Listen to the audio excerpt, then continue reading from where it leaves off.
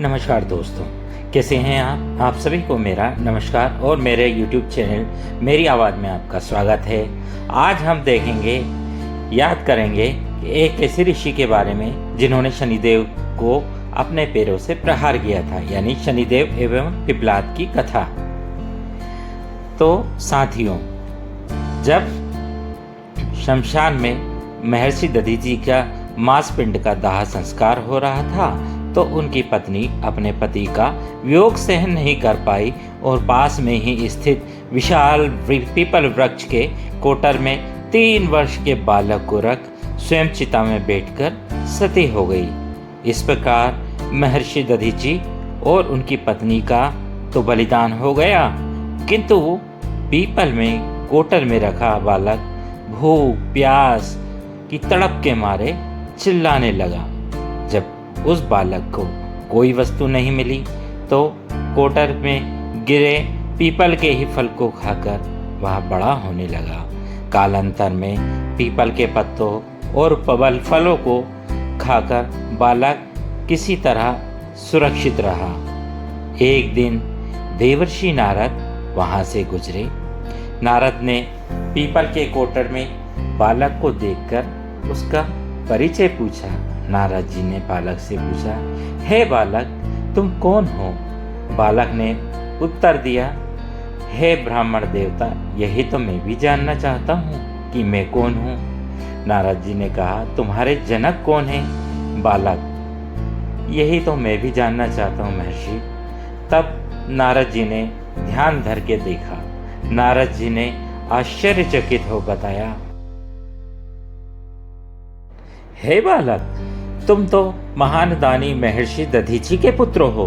तुम्हारे पिता की अस्थियों का ही तो वज्र बनाकर देवताओं ने असुरों पर विजय पाई थी।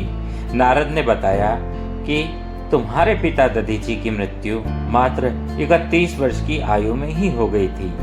उत्सुकतावश बालक ने पूछा, मेरे पिता की अकाल मृत्यु का कारण क्या था? नारद जी ने उत्तर दिया, तुम्हारे पिता पर शनिदेव की महादशा थी। तो बालक ने फिर पूछा, मेरे ऊपर आई विपत्ति का कारण क्या था महर्षि? नारद जी ने कहा, तुम्हारे ऊपर आई विपत्ति का कारण भी शनिदेव की महादशा ही था।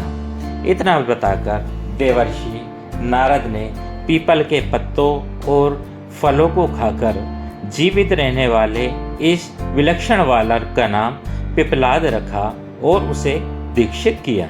नारद के जाने के बाद बालक पिप्पलाद ने नारद के बताए अनुसार ब्रह्मा जी की घोर तपस्या कर उन्हें प्रसन्न किया।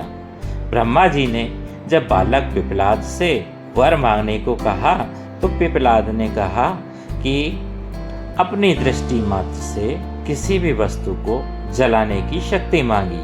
ब्रह्मा जी से वरदान मिलने पर सर्वप्रथम पिप्पलाद ने शनिदेव का आह्वान कर अपने सम्मुख प्रस्तुत किया और सामने पाकर आंखें खोलकर भस्म करना शुरू कर दिया। शनिदेव सशरीर जलने लगे। ब्रह्मांड में कोलाहल मच गया।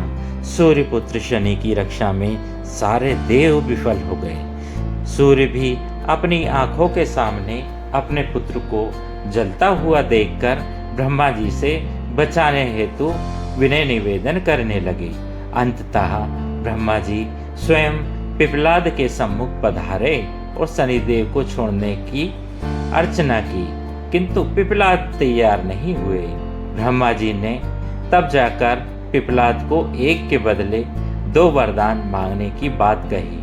तब पिप्पलाद ने खुश होकर निम्नवत 2 वरदान मांगे, जिनमें से प्रथम वरदान था, जन्म से 5 वर्ष तक किसी भी बालक की कुंडली में शनि का कोई भी स्थान नहीं होगा, जिससे मेरे ही जैसे कोई दूसरा बालक अनाथ हो और उसे मेरे जैसी पीड़ा भोगनी पड़े।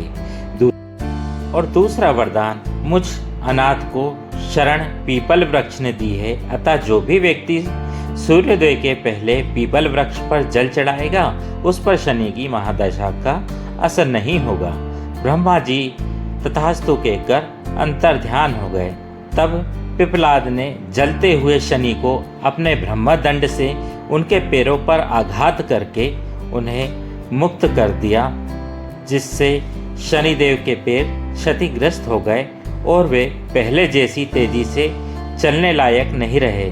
अतः तभी से शनैः चरति या शनैश्वरः अर्थात जो धीरे चलता है वही शनैश्वर है कहलाए और शनि आग में जलने के कारण काली काया वाले अंग भंग रूप में ही प्रचलित हो गए। संप्रति शनि की काली मूर्ति और पीपल वृक्ष की पूजा का यही धार्मिक महत्व है।